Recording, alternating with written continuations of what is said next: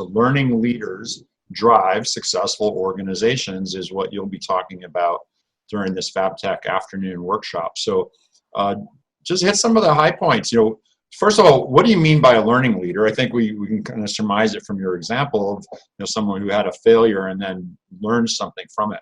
What are some other things that are important where a leader is a learning leader? What makes a leader a learning leader?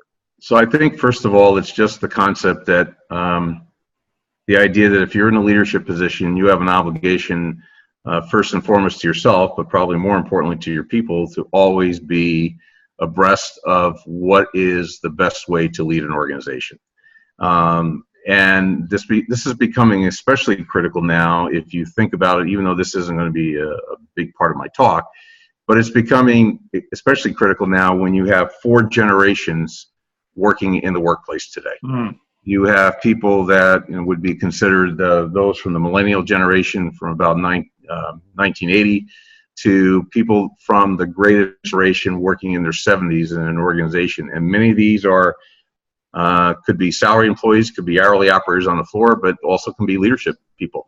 And so when you have a multi-generational workforce that come into work with different perspectives about life and different perspectives about what leadership is because of their cumulative or lack of cumulative backgrounds, it creates a challenge. And so if a leader sticks to his or her old ways of doing business, they will fail without recognizing in today's world, what do you have to do differently to motivate people and to drive people to be successful. And I think the thing that people don't want to talk about is that people want to talk about leaders in an altruistic way. Oh, he's a great leader because he's a great motivator. But fundamentally, if you really break it down, people in leadership have 2 roles.